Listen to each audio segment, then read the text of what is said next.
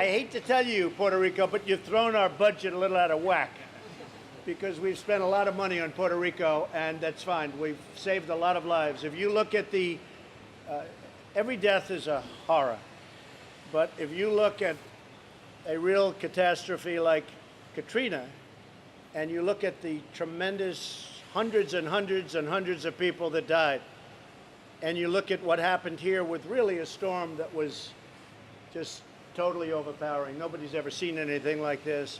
Now, what is your death count as of this moment? 17? 16 certified. 16 people certified. 16 people versus in the thousands. You can be very proud of all of your people, all of our people working together. 16 versus literally thousands of people.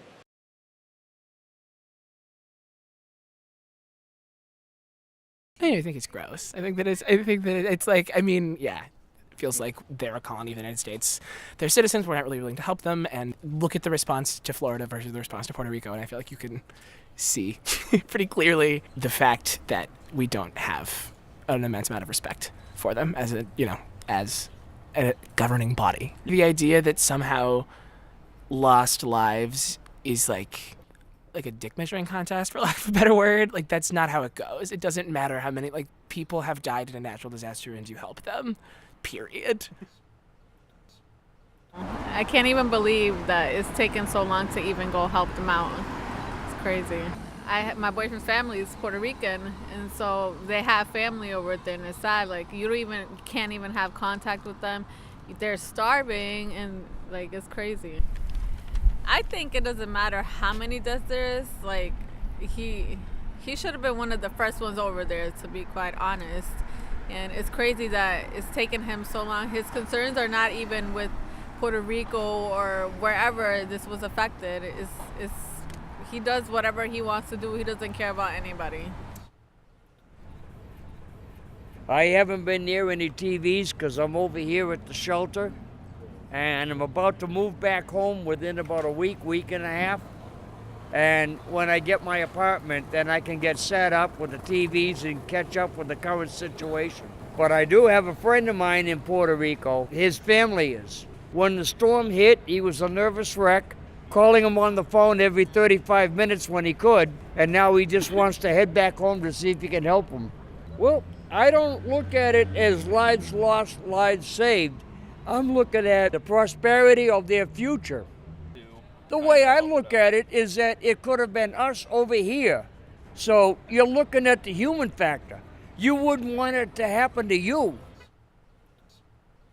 Everybody knows about the hurricane and whatnot that's going on, the stuff that most people aren't hearing about because U.S. media would never report such things, is just the utter devastation that's been left in the wake of it that we're essentially responsible for. The United States is the reason why Puerto Rico is struggling economically and socially right now in the first place. It's a colony of the United States. The imperialist bullshit continues, and our government has had the nerve to oppress their people for years, to limit what resources they can get from anywhere else in the world, to limit what they can, what they can do with what they have, to take every fucking cent we can scam out of them and bring it back to our country so they can't profit off of their own resources and their own labor.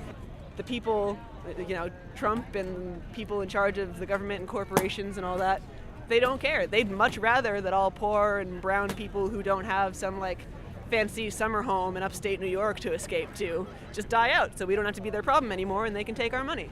It's not funny. It's not funny at all. But with a lot of things Trump says, I almost have to laugh. Even if it was only 16 lives, quote unquote. The idea that makes anything less of a tragedy, that the loss of one human life even is not a tragedy worthy of, showing solidarity with and sending aid to and sympathizing with, that's just preposterous. They should have sent help even before the hurricane hit the island. They should have sent, they knew what was coming, so they should have sent water and food before the hurricane hit Puerto Rico. It's not about how many people died. Unfortunately, more people died in Louisiana, but it's people are suffering, so they should help anyways.